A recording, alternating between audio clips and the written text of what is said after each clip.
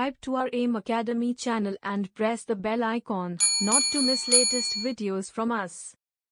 Hi friends, welcome to today's class. ఈ క్లాస్లో మనము రీసెర్చ్ యాప్టిట్యూడ్ గురించి ఇంట్రడక్షన్ పార్ట్ డిస్కస్ చేయబోతున్నాం. దాని ఇంపార్టెన్స్ కానివ్వండి, దాని ఆబ్జెక్టివ్స్ కానివ్వండి, దాని ఇంట్రడక్షన్ కానివ్వండి, మనము ఈ క్లాస్లో డిస్కస్ చేయబోతున్నాము. మన నెట్ సెట్ పేపర్ 1 సిలబస్లో యూనిట్ 2 రీసెర్చ్ యాప్టిట్యూడ్ గురించి హైలైట్ చేస్తుంది. సిలబస్ని ఒకసారి మీరు అబ్జర్వ్ చేస్తే నెట్ సెట్ సిలబస్లో మనకు యూనిట్ 2 రీసెర్చ్ యాప్టిట్యూడ్ ఎంత వండర్ఫుల్గా డిజైన్ చేశారంటే యూ కెనాట్ ఇమాజిన్, అంత సూపర్గా డిజైన్ చేశారు. ఫస్ట్ ఆఫ్ ఆల్ ఈ పర్టికులర్ చాప్టర్ రీసెర్చ్ యాప్టిట్యూడ్ని మనకు ఎందుకు ఇంక్లూడ్ చేయడం జరిగింది, ఈ పర్టికులర్ చాప్టర్ రీసెర్చ్ యాప్టిట్యూడ్ని మన సిలబస్లో ఎందుకు ఇంక్లూడ్ చేయడం జరిగింది. రేపటి రోజు మీరు మంచి టీచర్స్గా స్కూల్స్లో కానివ్వండి, కాలేజెస్లో కానివ్వండి, హైయర్ ఎడ్యుకేషన్లో కానివ్వండి, టీచర్స్గా, ప్రొఫెసర్స్గా, లెక్చర్స్గా జాయిన్ అయిన తర్వాత మీ రీసెర్చ్ని కూడా కంటిన్యూ చేయాలి. దానికోసమే రీసెర్చ్ యాప్టిట్యూడ్ అన్న టాపిక్ని ఈ పర్టికులర్ కరికులంలో ఇంక్లూడ్ చేయడం జరిగింది. ఫ్రెండ్స్, మీ పిహెచ్డి ప్రోగ్రాంలో రీసెర్చ్కి సంబంధించి ఎన్నో విషయాలను మీరు తెలుసుకుంటారు రీసెర్చ్ మెథడాలజీ ద్వారా. అందులో కొంచెం పార్ట్ వచ్చేసి మనము రీసెర్చ్ యాప్టిట్యూడ్లో కవర్ చేద్దాం. మనకు దగ్గర 5 క్వశ్చన్ల నుంచి మినిమం 5 క్వశ్చన్ల నుంచి మ్యాక్సిమం 8 క్వశ్చన్ల వరకు మనకు ప్రీవియస్గా నెట్ ఎగ్జామినేషన్లో రీసెర్చ్ యాప్టిట్యూడ్ పైన అడగడం జరిగిందన్నమాట. అదేవిధంగా మనం చూసుకుంటే ఫ్రెండ్స్, మనకు రీసెర్చ్ యాప్టిట్యూడ్ ఎంత ఇంపార్టెంట్ అంటే రేపటి రోజు మీరు ఏ జాబ్లో అయినా, ఎస్పెషలీ టీచింగ్ ప్రొఫెషన్ గురించి మాట్లాడుతున్నాను, ఏ జాబ్లో అయినా ఎస్పెషలీ టీచింగ్ ప్రొఫెషన్లో మీరు వెళ్ళిన తర్వాత మీ టీచింగ్ని ఇంకా ఫ్రూట్ఫుల్ చేయడం కోసం దానికి రీసెర్చ్ని తోడు చేస్తేనే అది ఇంకా వండర్ఫుల్గా తయారవుతుంది. సో ఈరోజు మనం ఈ క్లాస్లో రీసెర్చ్ యాప్టిట్యూడ్ యొక్క ఇంట్రడక్షన్ గురించి తెలుసుకుందాం. ఫ్రెండ్స్, అసలు రీసెర్చ్ అంటే ఏంటి, రీసెర్చ్ యాప్టిట్యూడ్ అంటే ఏంటి, methods of research, types of research, research యొక్క డిఫరెంట్ ఆస్పెక్ట్స్లో మనకు రీసెర్చ్ ఫార్ములేషన్ దగ్గర నుంచి, రీసెర్చ్ స్టెప్స్ దగ్గర నుంచి, రీసెర్చ్ రిపోర్ట్ రైటింగ్కి సంబంధించిన అంశాల దగ్గర నుంచి అవన్నీ ఈ పర్టికులర్ వీడియోలో మనం డిస్కస్ చేద్దాం. దాని తర్వాత మనము బిట్ సెక్షన్ కూడా డిస్కస్ చేద్దాము. Friends, content plus bit section 2 కలిపితే మనకు వండర్ఫుల్ రిజల్ట్ వస్తుంది. సో దాని గురించి మనము 100% డిస్కస్ చేద్దాం. మనము ముఖ్యమైన కంటెంట్లోకి వెళ్ళక ముందు ఫస్ట్ ఆఫ్ ఆల్ మన యూనిట్ 2 రీసెర్చ్ యాప్టిట్యూడ్ ఏదైతే ఉందో దానికి సంబంధించి మన నెట్ సెట్ పేపర్ 1 సిలబస్లో ఎలా ఇవ్వడం జరిగింది ఒక్కసారి మనం సిలబస్ అనాలిసిస్ చేసిన తర్వాత దాని తర్వాత మనం మెయిన్ కాన్సెప్ట్లోకి వెళ్ళిపోతాం. మై డియర్ ఫ్రెండ్స్, ఇక్కడ మనం సిలబస్ చూసుకుంటే ఫస్ట్ ఆఫ్ ఆల్ రీసెర్చ్ యొక్క మీనింగ్ నుంచి స్టార్ట్ చేయడం జరిగింది. ఫ్రెండ్స్, రీసెర్చ్ యొక్క మీనింగ్ నుంచి స్టార్ట్ చేశారు. సో రీసెర్చ్ మీనింగ్ అంటే ఏంటి, ఎన్ని టైప్స్ ఆఫ్ రీసెర్చ్, చూడండి ఫ్రెండ్స్, ఎన్ని టైప్స్ ఆఫ్ రీసెర్చ్, మనకు రీసెర్చ్ టైప్స్ ఏదైతే ఉన్నాయో అది డిఫరెంట్, రీసెర్చ్ మెథడ్స్ ఏదైతే ఉన్నాయో అది different. Research types outcome based కానివ్వండి, లాజిక్ బేస్డ్ కానివ్వండి, ఆబ్జెక్టివ్ బేస్డ్ కానివ్వండి, రీసెర్చ్ క్లాసిఫికేషన్స్ ఏదైతే ఉన్నాయో దానికి సంబంధించి మనము రీసెర్చ్ టైప్స్ గురించి క్వాంటిటేటివ్ రీసెర్చా, క్వాలిటేటివ్ రీసెర్చా, ఇండక్టివ్ రీసెర్చా, డిడక్టివ్ రీసెర్చా, లేకపోతే మనకు పోస్ట్ ఫ్యాక్టర్ రీసెర్చ్, ఇటువంటి ఎన్నో అంశాలని మనం టైప్స్ ఆఫ్ రీసెర్చ్లో తెలుసుకుందాం. సపోజ్ మీది సైన్స్ బ్యాక్గ్రౌండ్, మీరు ఎటువంటి రీసెర్చ్ని ఫాలో అవ్వాలి, మీది మ్యాథ్స్ బ్యాక్గ్రౌండ్, మీరు ఎటువంటి రీసెర్చ్ని ఫాలో అవ్వాలి, నాది ఆర్ట్స్ బ్యాక్గ్రౌండ్, నేను ఎటువంటి రీసెర్చ్ని ఫాలో అవ్వాలి, నాది సైన్స్ బ్యాక్గ్రౌండ్, నాది ఇంజనీరింగ్ బ్యాక్గ్రౌండ్, నాది టెక్నాలజీ బ్యాక్గ్రౌండ్, నాది సోషల్ సైన్సెస్, నాది లాంగ్వేజెస్, నాది ఫిజికల్ ఎడ్యుకేషన్, ఎటువంటి రీసెర్చ్ నేను ఫాలో అయ్యి నా రీసెర్చ్ని సక్సెస్ఫుల్గా కంప్లీట్ చేసుకోవచ్చు. ఆ అంశాలన్నీ మనకు డిఫరెంట్ టైప్స్ ఆఫ్ రీసెర్చ్కి సంబంధించిన అంశాల్లో మనము డీటెయిల్గా తెలుసుకుందాం.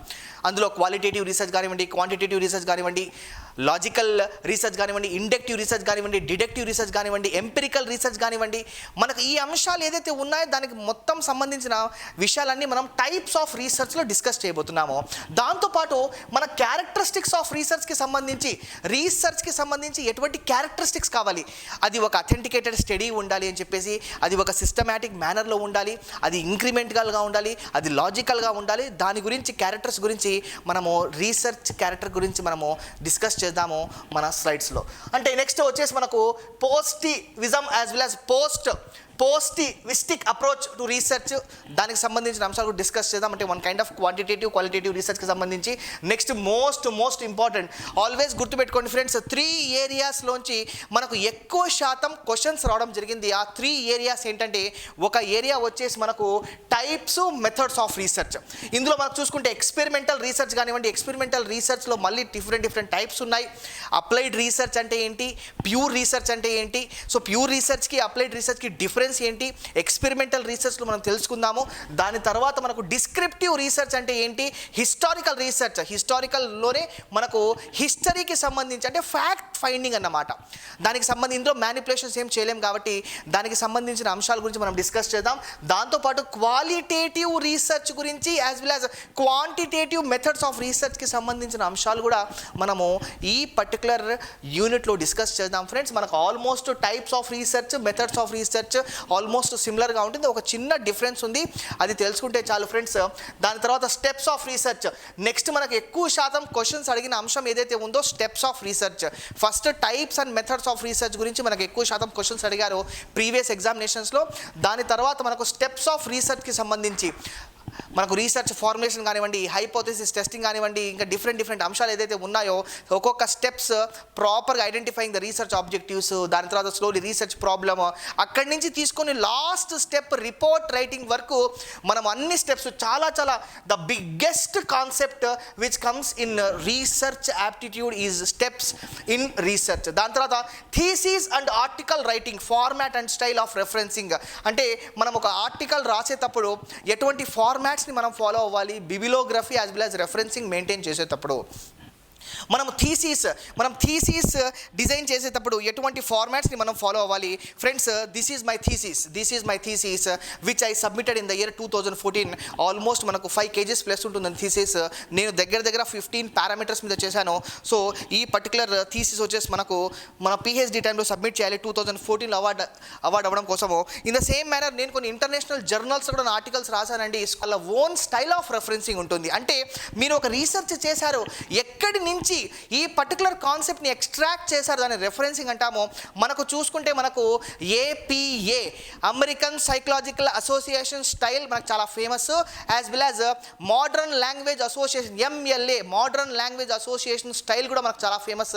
దానికి సంబంధించి మనకు ప్రీవియస్గా కూడా థీసిస్ అండ్ ఆర్టికల్ రైటింగ్కి సంబంధించి మనకు ఎన్నో అంశాలని మనకి ఈ పర్టికులర్ టాపిక్లో మనం డిస్కస్ చేద్దాం. ఒక ఆర్టికల్ రాయాలంటే ఎటువంటి ఆస్పెక్ట్స్ని మీరు ఫాలో అవ్వాలి, ఎటువంటి రూల్స్ మీరు ఫాలో కావాలి, అందులో ఎస్పెషల్లీ రెఫరెన్సింగ్ కోట్ చేయడం కోసం లాస్ట్ సైటేషన్స్, రెఫరెన్సింగ్, బిబిలోగ్రఫీ అది కోట్ చేయడం కోసం ఎటువంటి స్టైల్స్, ఒక టెక్స్ట్ బుక్లోంచి ఒక ఇన్ఫర్మేషన్ని తీసుకుంటే ఎటువంటి స్టైల్ ఆఫ్ రెఫరెన్సింగ్ మెయింటైన్ చేయాలి, దాంతోపాటు ఒక న్యూస్ పేపర్లోంచి ఒక రెఫరెన్సింగ్ స్టైల్ తీసుకుంటే ఎటువంటి స్టైల్ని మనం ఫాలో అవ్వాలి. అసలు APA American psychological association referencing స్టైల్కి మోడర్న్ లాంగ్వేజ్ అసోసియేషన్ రెఫరెన్సింగ్ స్టైల్కి డిఫరెన్సెస్ ఏంటి, మనకు ప్రీవియస్ ఎగ్జామినేషన్స్లో కొన్ని సైటేషన్స్ని ఇచ్చి ఇందులో అమెరికన్ సైకలాజికల్ అసోసియేషన్కి సంబంధించిన రెఫరెన్సింగ్ స్టైల్ ఏది అని క్వశ్చన్ కూడా రైస్ చేయడం జరిగింది. కొన్ని రెఫరెన్సెస్ని మనం కోట్ చేసి ఇందులో మోడర్న్ లాంగ్వేజ్ అసోసియేషన్కి సంబంధించిన సైటేషన్స్ ఏవి, రెఫరెన్స్లు ఏవి అని చెప్పి అటువంటి క్వశ్చన్స్ కూడా మనకు నెట్ ఎగ్జామినేషన్లో 1కి 10 సార్లు వచ్చాయి ఫ్రెండ్స్. దీన్ని మాత్రం మీరు ఖచ్చితంగా ఇగ్నోర్ చేయొద్దండి. సో మనకు నెక్స్ట్ ఎక్కువ శాతం క్వశ్చన్స్ వచ్చినవి మనకు స్టెప్స్ ఆఫ్ రీసెర్చ్ తర్వాత ఈ మూడిట్లో వచ్చాయి ఫ్రెండ్స్. థీసిస్ కానివ్వండి, ఆర్టికల్ రైటింగ్ కానివ్వండి, applications of information and communication technology in research. అంటే రీసెర్చ్ని మీకు ఇన్ఫర్మేషన్ అండ్ కమ్యూనికేషన్ టెక్నాలజీని యూజ్ చేసి ఇంకా ఈజీ చేయడం అన్నమాట. అది సర్వేలో కానివ్వండి, ఇందులో మనము సర్వే మంకీ లాంటి కొన్ని రీసెర్చ్ ఓరియంటెడ్ అప్లికేషన్స్ తీసుకుందాం. దాంతోపాటు మనం రివ్యూ ఆఫ్ లిటరేచర్ కోసం ఎటువంటి డేటాబేస్ని మనం సెర్చ్ చేసుకోవచ్చు. ప్రీమియం ఇన్స్టిట్యూట్స్ IIT కానివ్వండి, IIM కానివ్వండి మనకు హ్యూజ్ డేటాబేస్ని మెయింటైన్ చేస్తుంది. అందులో ఎలాగైతే మన గూగుల్ అనే ఒక సెర్చ్ ఇంజన్ ఉంటుందో అటువంటి డేటాబేస్కి సంబంధించిన సెర్చ్ ఇంజన్ కూడా మనకు మార్కెట్లో ఉంది. ఆ సెర్చ్ ఇంజన్ మనకు వేరియస్ ఆర్టికల్స్కి సంబంధించి ఒక కలెక్షన్ అన్నమాట. ఇప్పుడు గూగుల్లో మీరు టైప్ చేస్తారు, ఏదో ఒక టాపిక్ టైప్ చేస్తారో డిఫరెంట్ కొన్ని లక్షలు కొన్ని కోట్ల రిజల్ట్స్ బయటపడతాయి. కానీ ఇప్పుడు నేను చెప్పే information and communication technology application in రీసెర్చ్లో ఏమవుతుంది అంటే, మీరు ఒక టాపిక్ సెర్చ్ చేశారు, ఎగ్జాంపుల్ వచ్చేసి women empowerment in India. Women ఎంపవర్మెంట్కి ఎన్ని స్టడీస్ అయితే సపోర్ట్ చేస్తున్నాయో, ఎన్ని స్టడీస్ అయితే ప్రీవియస్గా వరల్డ్ వైడ్గా ఇండియన్ ఆథర్స్ కానివ్వండి, లేకుంటే మనకు ఫారిన్ ఆథర్స్ కానివ్వండి, ఎవరెవరైతే ఉమెన్ ఎంపవర్మెంట్ మీద ఆర్టికల్స్ రాశారో, అవన్నీ ఆర్టికల్స్ పబ్లిష్ అయ్యాయో, ఆ ఆర్టికల్స్ అన్నీ అందులో అవైలబుల్ ఉంటాయి. దాని రెఫరెన్సెస్ తీసుకొని రివ్యూ ఆఫ్ లిటరేచర్ ద్వారా మీరు ఒక కొత్త రీసెర్చ్ ప్రాబ్లమ్ని ఐడెంటిఫై చేయొచ్చు అన్నమాట. ఇంకొకటి కరప్షన్ ఇన్ ఇండియా. కరప్షన్ అనే ఇన్ ఇండియా అనే కాన్సెప్ట్ని మీరు ఒకసారి సెర్చ్ చేస్తే ఆ డేటాబేస్లో, ఆ గూగుల్ లాంటి డేటాబేస్, అంటే గూగుల్ కాదు, అది ఒక డేటాబేస్ ఉంటుంది, అది ఎప్స్కో, EBSCO ఎప్స్కో కానివ్వండి, జెస్టార్ కానివ్వండి, ఎమరాల్డ్స్ ఇన్సైట్ కానివ్వండి, ఐబిట్ కానివ్వండి, వీళ్ళందరూ డిఫరెంట్ డేటాబేస్ని స్టోర్ చేసుకుంటారు. సో ఆ డేటాబేస్లో మనం ఒక టాపిక్ గురించి సెర్చ్ చేస్తే కొన్ని వందల వేల ఆర్టికల్స్ బయటపడతాయి. ఈ రకంగా చూసుకుంటే మనకు రీసెంట్గా వచ్చిన బడ్జెట్ కానివ్వండి, బడ్జెట్ 2021 పైన మనకు ఏమైనా ఆర్టికల్స్ కావాలంటే అక్కడ సెర్చ్ చేస్తే కూడా మనకు ఆర్టికల్స్ వచ్చేస్తాయి. అంటే ఆల్రెడీ బడ్జెట్ పైన చాలామంది వాళ్ళ ఆర్టికల్స్ని పబ్లిష్ చేపించేసి ఉంటారు. సో అది కూడా with in short span of టైంలో కూడా మనకు పబ్లికేషన్స్ జరిగిపోతాయి. The only thing is content పర్ఫెక్ట్గా ఉండాలి. ఇక్కడ ఇన్ఫర్మేషన్ అండ్ కమ్యూనికేషన్ టెక్నాలజీకి యూస్ చేసి గవర్నమెంట్ ఆఫ్ ఇండియా ఏదైతే ఉందో ఎటువంటి ప్రాక్టీసెస్ని తీసుకొచ్చింది, ఎటువంటి ఇన్నోవేటివ్ అప్లికేషన్స్ని లాంచ్ చేసింది. అందులో ఒక అప్లికేషన్ పేరు ఏంటంటే శోధ్ గంగా. చాలా ఇంపార్టెంట్ క్వశ్చన్ అండి, మనకు ప్రీవియస్గా కూడా దీనిపైన క్వశ్చన్స్ రావడం జరిగింది. దాని పేరు ఏంటంటే శోధ్ గంగా. మీరు కావాలంటే గూగుల్ చేయండి అమ్మా ఈ క్లాస్ తర్వాత. శోధ్ గంగా అంటే మనకు దేశవ్యాప్తంగా, మన భారతదేశ వ్యాప్తంగా ఎన్ని యూనివర్సిటీస్లో ఎంతమంది అయితే థీసీస్లు సబ్మిట్ చేశారో, డెజర్టేషన్లు సబ్మిట్ చేశారో, నా థీసీస్తో కలిపి అన్ని థీసీస్లు అక్కడ ఓపెన్ యాక్సెస్గా భద్రపరిచారు. అంటే ఇప్పుడు మీరు ఒక టాపిక్ మీద సెర్చ్ చేశారనుకోండి, ఇండియన్ బ్యాంకింగ్ ఇండస్ట్రీకి సంబంధించి ఎవరెవరైతే మొత్తం దేశవ్యాప్తంగా కొన్ని వందల యూనివర్సిటీస్లో ఎవరైతే దానికి అసోసియేట్ అయ్యి దానికి రిలేటెడ్ స్టడీస్ చేసింటారు కదండి, ఆ రిజల్ట్స్ అన్ని డిస్ప్లే చేస్తారన్నమాట. In the same manner women empowerment కానివ్వండి, సోషల్ వర్క్ కానివ్వండి, ఫిజిక్స్, ఎలక్ట్రోమాగ్నెటిక్ ఫోర్స్ కానివ్వండి, లేకపోతే కెమిస్ట్రీ ఓరియంటెడ్ అప్లికేషన్ కానివ్వండి, హైడ్రోజన్ డయాక్సైడ్ కానివ్వండి, హైడ్రోజన్ మోనాక్సైడ్ కానివ్వండి, ఇటువంటి డిఫరెంట్ స్టడీస్ మీరు సెర్చ్ చేస్తే శోధ్ గంగా చాలా ఇంపార్టెంట్ అండి. శోధ్ గంగా, శోధ్ సింధు, శోధ్ శుద్ధి, ఇవన్నీ మనకు గవర్నమెంట్ ఆఫ్ ఇండియా ద్వారా తీసుకోబడిన అప్లికేషన్స్. దాని గురించి కూడా మనము ఈ particular concept applications of information and communication technology in research, అంటే రీసెర్చ్ని యూస్ చేసుకొని మనము ఐసీటీ ఇన్ఫర్మేషన్ అండ్ కమ్యూనికేషన్ టెక్నాలజీని యూస్ చేసుకొని రీసెర్చ్ని ఇంకా ఈజీ చేసుకునే విధంగా సింపుల్ పవర్ పాయింట్ ప్రజెంటేషన్ కూడా ఐసీటీ కిందకి వస్తుంది. Top class SPSS software, statistical package for social science software కానివ్వండి, ఆర్ ప్రోగ్రామింగ్ కానివ్వండి, SAS కానివ్వండి, ఇవన్నీ మనకు స్టాటిస్టికల్ ఎనాలిసిస్ కోసం యూస్ చేసే సాఫ్ట్వేర్స్, హైపోథెసిస్ టెస్టింగ్కి మనకు సాల్వ్ చేయడం కోసం యూస్ చేసే సాఫ్ట్వేర్స్, అవన్నీ దాని గురించి మనము ఇక్కడ ఒక బ్రీఫ్ డిస్కస్ చేద్దాం ఫ్రెండ్స్. లాస్ట్గా రీసెర్చ్ ఎథిక్స్ గురించి మనం డిస్కస్ చేద్దాము. చాలా చిన్న టాపిక్ అండి, మనకు ప్రీవియస్గా కూడా కొన్ని క్వశ్చన్స్ దీనిపైన రావడం జరిగింది. ఒక 5 to 6 క్వశ్చన్స్ వచ్చిందండి రీసెంట్ ఎగ్జామినేషన్స్లో. రీసెర్చ్ ఎథిక్స్కి సంబంధించి మనం రీసెర్చ్ చేసేటప్పుడు ఎటువంటి ఎథిక్స్ని ఫాలో అవ్వాలి, మనకు రీసెర్చ్ కోసము మనం ఎథిక్స్ని ఫాలో అవ్వకుండా మనం ఏదో ఒక రీసెర్చ్ చేసేసి అవుట్కమ్ బేస్డ్ రీసెర్చ్ చేసేసి ఏదో ఒక మ్యానిపులేషన్ చేసేసి త్వరగా వదలాల మార్కెట్లో అని ఏదో ఒక ప్రోడక్ట్ని మార్కెట్లోకి వదిలేస్తే దాని ద్వారా చాలామంది సఫర్ అయ్యే అవకాశం కూడా ఉంది, చాలామంది ప్రాణ నష్టం జరిగే అవకాశం కూడా ఉంది. కాబట్టి ఎథిక్స్ మెయింటైన్ చేయాలి అంటే పర్ఫెక్షన్ ఉండాలన్నమాట. అందులో మనకు ట్రస్ట్, రిలయబిలిటీ ఉండాలి. దానికి సంబంధించిన అంశము మనము రీసెర్చ్ ఎథిక్స్లో డిస్కస్ చేద్దాము ఫ్రెండ్స్. ఇది మన సిలబస్ ఫ్రెండ్స్. ఇందులోంచి మనకు 100% మనకు 5 to 8 క్వశ్చన్స్ గ్యారంటీగా అడుగుతారు ఫ్రెండ్స్. 5 to 8 క్వశ్చన్స్ మనకు 100% రీసెర్చ్ అన్నది దీని తర్వాత కూడా మనకు పబ్లికేషన్స్ రాయడం కోసం చాలా ఉపయోగపడుతుంది. కాబట్టి దయచేసి ఈ పర్టికులర్ కాన్సెప్ట్ని మాత్రం మీరు ఇగ్నోర్ చేయదండి, అంత వండర్ఫుల్ కాన్సెప్ట్ అన్నమాట. ఇప్పుడు university grants commission 2013 regulation amendment 2 ప్రకారంగా minimum eligibility criteria for teachers and academic staff in universities and colleges regulation ప్రకారంగా మీరు చూసుకుంటే మనకు ఏపీఐ స్కోర్ అన్నది చాలా ఇంపార్టెంట్. ఏపీఐ సార్ ఎప్పుడు వినలేదు సార్, ఇది ఏంది సార్? ఇది ఏపీఏ స్కోర్ అంటే ఏంది సార్? ఏపీఏ స్కోర్ అంటే అకాడమిక్ పర్ఫార్మెన్స్ ఇండికేటర్స్. చాలా చాలా ఇంపార్టెంట్ అండి. మీరు ఏ గవర్నమెంట్ జాబ్కి అప్లై చేసినా ఖచ్చితంగా మీరు మీ ఏపీఏ స్కోర్ని సబ్మిట్ చేయాలి. అసలు ఏపీఏ స్కోర్ అంటే ఏంటి? యూనివర్సిటీ గ్రాంట్స్ కమిషన్ దీనిపైన చాలా క్లియర్గా మినిమం ఎలిజిబిలిటీ క్రైటీరియాకి సంబంధించి చాలా క్లియర్గా ఏం చెప్పడం జరిగింది అంటే ఏపీఏ అకాడమిక్ పర్ఫార్మెన్స్ ఇండికేటర్స్కి సంబంధించి మనకు ఫ్యాకల్టీస్ ఎవరైతే ఉన్నారో మినిమం స్టాండర్డ్స్ని ఫాలో అవ్వాలి హైయర్ ఎడ్యుకేషన్లో అని చెప్పడం జరిగింది. అంటే ఏంటి?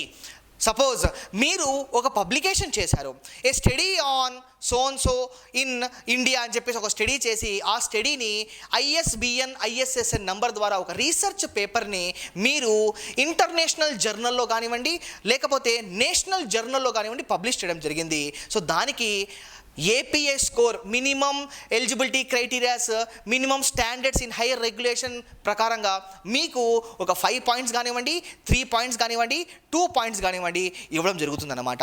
రేపటి రోజు మీరు ఒక ఇంటర్వ్యూకి వెళ్తే ఒక గవర్నమెంట్ జాబ్ ఇంటర్వ్యూకి అప్లై చేసుకున్నా లేకపోతే హైయర్ ఎడ్యుకేషన్ ఇన్స్టిట్యూషన్స్కి వెళ్ళి ఇంటర్వ్యూకి అటెండ్ కావాలనుకున్నా అక్కడ ఖచ్చితంగా మీ ఏపీఏ స్కోర్ని అడుగుతారు. మీరు ఎన్ని ఆర్టికల్స్ రాశారు, మీరు ఎన్ని రీసెర్చ్ పబ్లికేషన్స్ చేశారు, మీరు ఎన్ని మేజర్ ప్రాజెక్ట్స్ చేశారు, ఎన్ని మైనర్ ప్రాజెక్ట్స్ చేశారు, ఎన్ని టెక్స్ట్ బుక్స్ రాశారు, అట్లీస్ట్ మీరు ఎన్ని వర్క్షాప్స్ అటెండ్ అయ్యారు, 15 days FDI program faculty development programs ఎన్ని అటెండ్ అయ్యారు, MDP programs management development programs ఎన్ని అటెండ్ అయ్యారు, ఎన్ని కండక్ట్ చేశారు, దాన్ని బట్టి ఏం చేశారు అంటే మీకు కొన్ని మార్క్స్ ఇవ్వడం జరుగుతుంది. మీ కింద ఎంతమంది PhD కంప్లీట్ చేశారు, మీ కింద ఎంతమంది MPhil కంప్లీట్ చేశారు, అలా మనకు ఒక మినిమం ఏపీఐ స్కోర్ ఉంటే మనల్ని ఇంటర్వ్యూకి పిలుస్తారు, లేకపోతే మనకి ఇంటర్వ్యూలు పిలవరు. సో జనరల్గా చాలామంది ఏమనుకుంటారంటే ఏపీఐ స్కోర్ అంటే వాళ్ళకి తెలీదు. సో కొన్ని యూనివర్సిటీస్ వాళ్ళు ఏపీఐ స్కోర్ని ఏమంటారు అంటే PBAS. చూడండి, PBAS అంటే పర్ఫార్మెన్స్ బేస్డ్ అప్రైజల్ సిస్టమ్ అని కూడా కొందరు యూనివర్సిటీస్ దీని గురించి చెప్పడం జరుగుతుంది. కానీ స్టాండర్డ్ వర్డ్ ఏంటంటే అకాడమిక్ పర్ఫార్మెన్స్ ఇండికేటర్. సో దానికి సంబంధించి ఈ రీసెర్చ్ యాప్టిట్యూడ్ కాన్సెప్ట్ ద్వారా మీరు ఫ్యూచర్లో ఆర్టికల్స్ని రాసి మీ ఏపీఏ స్కోర్ని పెంచుకోండి. 125 పాయింట్స్ గాను అందాజగా ఒక ఎగ్జాంపుల్గా తీసుకోండి ఫ్రెండ్స్, 125 పాయింట్స్ ఏపీఏ స్కోర్ గాను మీకు ఖచ్చితంగా 75 మినిమం పాయింట్స్ ఉంటే కానీ మిమ్మల్ని ఇంటర్వ్యూకి అలౌ చేయరు. అది మినిమం స్టాండర్డ్ ప్రొసీజర్ అన్నమాట. ఇన్ని ఆర్టికల్స్, ఇన్ని నేషనల్ ఆర్టికల్స్, ఇన్ని ఇంటర్నేషనల్ ఆర్టికల్స్, ఇన్ని నేషనల్ కాన్ఫరెన్సెస్, ఇన్ని international conferences, national level publications, international level publications, ఈ రకంగా కొన్ని మినిమం స్టాండర్డ్స్ని మెయింటైన్ చేసుకుని మీరు వెళ్తే రానున్న రోజుల్లో మీ ఏపీఏ స్కోర్ పెరిగి మీరు ఇంకా వండర్ఫుల్గా పర్ఫామ్ చేసి గవర్నమెంట్ యూనివర్సిటీ ప్రొఫెసర్స్గా మీరు ఖచ్చితంగా జాయిన్ అవుతారు. So this is all about our syllabus of research aptitude. ఇప్పుడు మనం మెయిన్ కంటెంట్లోకి వెళ్ళిపోదాం ఫ్రెండ్స్.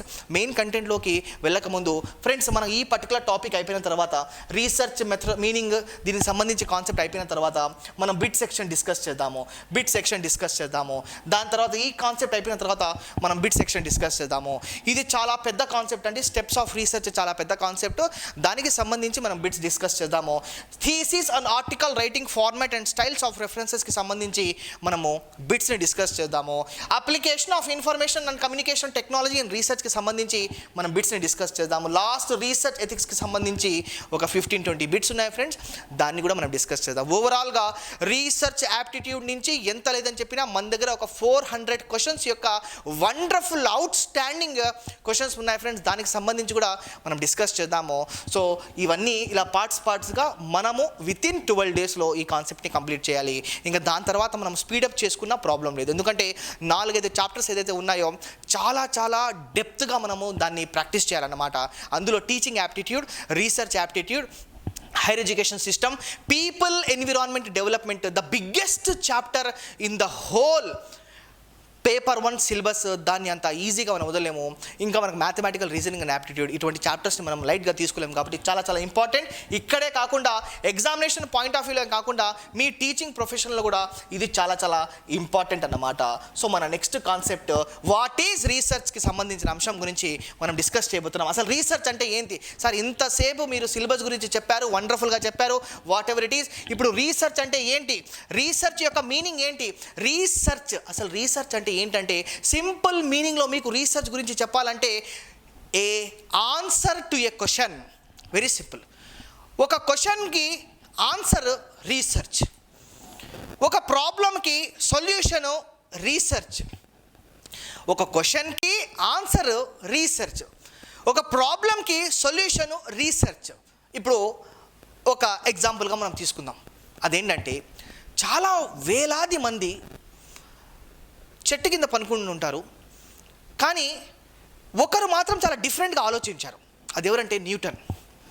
ఒక చెట్టు కింద పనుకొని ఉన్న న్యూటను కొన్ని స్టోరీస్లో అలా చెప్తారండి, తన తలపైన ఒక యాపిల్ పడుతుంది అని చెప్పి కొన్ని స్టోరీస్లో నేను చూశాను. లేకుంటే అతను అబ్జర్వ్ చేస్తాడు, యాపిల్ పడేది అబ్జర్వ్ చేస్తాడు. న్యూటన్కి ఒక మైండ్లో క్వశ్చన్ రైజ్ అవుతుంది, ఈ యాపిల్ పైనుంచి కిందికే ఎందుకు పడింది? దానికి ఆన్సర్గా అతను చేసిన స్టడీకి లా ఆఫ్ గ్రావిటేషనల్ ఫోర్స్ వచ్చేసి దాని ఆ పర్టికులర్ థియరీ ఎవాల్వ్ అయిందన్నమాట. In the same manner next concept ఏదైతే ఉందో, ఒక పెద్ద ప్రాబ్లంకి సొల్యూషన్ కావాలి. ఆ ప్రాబ్లం ఏంటంటే కరోనా. ఆ ప్రాబ్లంకి సొల్యూషన్ ఏంటంటే మెడిసిన్. ఇది కూడా రీసెర్చ్కి సంబంధించిన అంశమే అన్నమాట. సో దాన్ని మనం రీసెర్చ్ అంటాం. అంటే research very simple, is investigation. It's a careful investigation. ఒక పర్టికులర్ ప్రాబ్లం వచ్చింది, ఆ పర్టికులర్ ప్రాబ్లంకి సొల్యూషన్ కనుక్కోవాలంటే మనం ఏం చేయాలంటే రీసెర్చ్ చేయాలి. ఫ్రెండ్స్, మనం ఓన్లీ రీసెర్చ్కి సంబంధించిన అంశం గురించే మాట్లాడుతున్నాం. అసలు రీసెర్చ్ అంటే ఏంటి అదే మాట్లాడుతున్నాం, ఇంకా యాప్టిట్యూడ్ గురించి మనం డిస్కస్ చేయడం లేదు. సో ఒక పర్టికులర్ సొల్యూషన్ని కనుక్కోవడం కోసము మనం రీసెర్చ్ చేయాలి, ఒక పర్టికులర్ ఆన్సర్ని కనుక్కోవడం కోసము మనం రీసెర్చ్ చేయాలి, ఒక ఇన్వెస్టిగేషన్ కనుక్కోవడం కోసము రీసెర్చ్ చేయాలి, ఒక చిన్న ఇన్ఫర్మేషన్ కనుక్కోవడం కోసం రీసెర్చ్ చేయాలి, నాలెడ్జ్ కోసం రీసెర్చ్ చేయాలి, డిస్కవరీ కోసం రీసెర్చ్ చేయాలి. So it is a careful systematic investigation to gain knowledge, to discover knowledge, that is research. చాలా చాలా సింపుల్ కాన్సెప్ట్ అండి. స్లోగా మనం దాని టఫ్నెస్ పెంచుకుంటూ వెళ్దాము. రీసెర్చ్ అంటే చాలా సింపుల్ వర్డ్స్లో మనం మీకు చెప్పాము చూడండి. మళ్ళీ సెర్చ్ చేయడం దాన్ని మనం రీసెర్చ్ అంటాము. ఇక్కడ ఒక వండర్ఫుల్ కంటెంట్ ఇక్కడ మనం మెన్షన్ చేసాం ఫ్రెండ్స్. ఇక్కడ మీరు చూడొచ్చు, searching it again and again is called research. ఇక్కడ మన పేరులోనే రీసెర్చ్ ఉంది. The dictionary meaning of research చూడండి. Dictionary meaning of research a careful investigation or enquiry, especially through search for new facts in any branch of knowledge, దాన్ని మనము research అని చెప్పడం జరుగుతుందన్నమాట. ఎగ్జాంపుల్గా తీసుకుంటే ఫ్రెండ్స్, మనకు జనరల్గా ఎన్నో డిఫరెంట్ యాక్సిడెంట్స్ జరుగుతూ ఉంటాయి, ఎన్నో డిఫరెంట్ ఇన్సిడెంట్స్ జరుగుతూ ఉంటాయి. అక్కడ ఏమవుతుందంటే ఒక టీం వస్తుంది. ఆ టీం పేరు ఏంటంటే ఫోరెన్సిక్ పీపుల్. వాళ్ళు వచ్చి ఏం చేస్తారు అంటే ఒక పర్టికులర్ సిచ్యువేషన్ని, ఒక పర్టికులర్ సీన్ని ఏం చేస్తారంటే కంప్లీట్గా అనలైజ్ చేస్తారు. ఆ పర్టికులర్ సీన్ని కంప్లీట్గా అనలైజ్ చేసి వాళ్ళు ఏం చెప్తారు అంటే, సో ఈ పర్టికులర్ ఇన్సిడెంట్ ఎలా జరిగింది అంటే, ఈ పర్టికులర్ యాక్సిడెంట్ ఎలా జరిగింది అంటే దీనివల్ల జరిగింది అంటే ఒక ఇన్వెస్టిగేషన్ చేసిన తర్వాత ఒక ఫ్యాక్ట్స్ని కనుక్కుంటారు అన్నమాట. దాన్ని మనం ఏమంటామంటే డిక్షనరీ మీనింగ్లో దాన్ని మనం రీసెర్చ్ అని చెప్పడం జరుగుతుంది. సో చాలా చాలా సింపుల్ ఫ్రెండ్స్. రీసెర్చ్ చాలా హార్డ్ కాన్సెప్ట్, గుర్తుపెట్టుకోండి. కానీ నేను మిమ్మల్ని చాలా సింప్లిఫై చేసి ఆ కాన్సెప్ట్కి మీకు చెప్తాను ఫ్రెండ్స్. ఎందుకంటే ఒక్కసారి ఈ పర్టికులర్ రీసెర్చ్ కాన్సెప్ట్ మీ మైండ్లో మీకు వెళ్ళిపోయింది అనుకోండి, ఆటోమేటిక్గా మీరు పబ్లికేషన్స్ దుమ్ము లేపేస్తారు ఫ్రెండ్స్. మీ పబ్లికేషన్స్ ఎంత వండర్ఫుల్గా ఉంటాయో మీ కెరీర్ అంతా సూపర్గా ఉంటుంది. దీని తర్వాత కూడా దాంట్లో వండర్ఫుల్ మార్పు రావాలంటే మీరు ఈ కాన్సెప్ట్ని చాలా కేర్ఫుల్గా వినాలన్నమాట. సో అందులో భాగంగానే మన నెక్స్ట్ స్లైడ్లో ఏం మెన్షన్ చేశాము అంటే రీసెర్చ్కి సంబంధించి ఒక వండర్ఫుల్ పాయింట్ మెన్షన్ చేశాము. The word research is made up of two terms, re as well as search. The word research is made up of two terms, re as well as search. Yes, two terms, re as well as search. Correct. Re means again, anew or over again, and search means to examine closely and carefully. To examine closely and carefully again and again from different dimensions, different angles, different perspectives, different prospects. So we will get some information. This is what. So ఇప్పుడు మనం చూసుకుంటే lockdown గుర్తుందా friends? లాక్డౌన్లో ఎక్కడికి బయటికి వెళ్ళలేము, ఇంట్లోనే ఉండాలి. బయటికి వెళ్తే ఒక ప్రాబ్లం, ఇంట్లో ఉంటే ఒక ప్రాబ్లం. అంటే ఎంతసేపు అని సైకలాజికల్గా ఇంట్లోనే ఉంటాం. సో కీపింగ్ ఇన్ మైండ్, ఇప్పుడు ఏంటంటే కరోనా గురించి ఎక్కడ చూసినా కరోనా అని చెప్పేసి మొత్తం న్యూస్ ఛానల్స్ వాళ్ళందరూ కరోనా అని చెప్పేసి, మనకు కూడా అది న్యూస్ ఛానల్స్ చూస్తే బ్రెయిన్లో కరోనా వచ్చేసింది. అంతగా వాళ్ళు కరోనా మీద మనం భయపెట్టించేశారు. ఫ్రాంక్గా చెప్తున్నాను ఫ్రెండ్స్, ఇప్పుడు ఈ కాన్సెప్ట్ని మనము రీసెర్చ్ యాంగిల్లో ఆలోచిద్దాం. న్యూస్ ఛానల్స్లో ఏం చెప్పారు అంటే అసలు ఈ కరోనా ఎక్కడి నుంచి వచ్చింది. అమెరికా ఏమంటుంది అంటే కరోనా వచ్చేసి చైనా యొక్క గేమ్, చైనా వాంటెడ్గా ఈ వైరస్ని క్రియేట్ చేసి ప్రపంచం మీద వదిలింది అంటున్నాడు. యాజ్ వెల్ యాజ్ చైనా వచ్చేసి లేదు, అమెరికన్స్ వచ్చేసి మన చైనాలోకి వచ్చి ఈ పర్టికులర్ కాన్సెప్ట్ని మనకు spread చేశారంటున్నారు.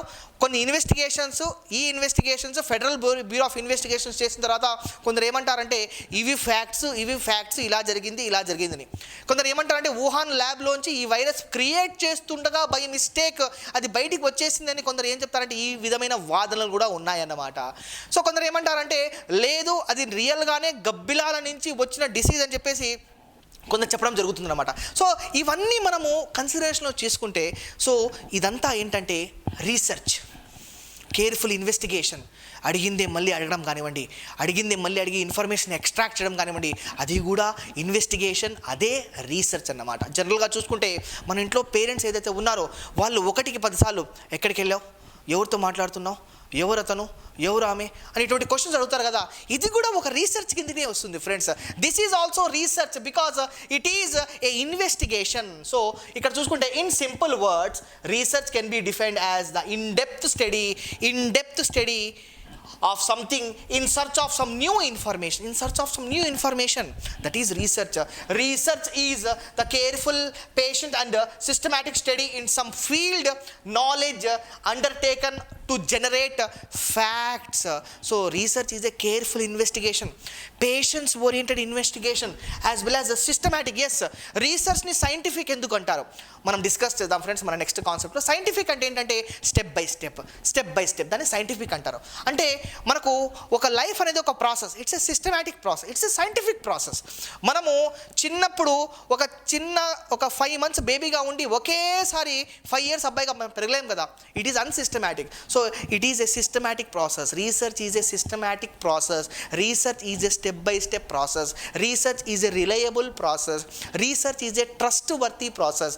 Research is a credible process. ఇలా మనం చెప్పుకుంటూ పోతే మన క్యారెక్టరిస్టిక్స్ చాలా ఉన్నాయి, అవన్నీ మనం డిస్కస్ చేద్దాం ఫ్రెండ్స్. సో ఇక్కడ మనం చూసుకుంటే రీసెర్చ్ గురించి మనకు నాలెడ్జ్ వచ్చింది కాబట్టి మన నెక్స్ట్ స్లైడ్లో మనము రీసెర్చ్లో ఎటువంటి క్వశ్చన్స్ని అడుగుతారో దానికి సంబంధించి అంశం గురించి డిస్కస్ చేద్దాం.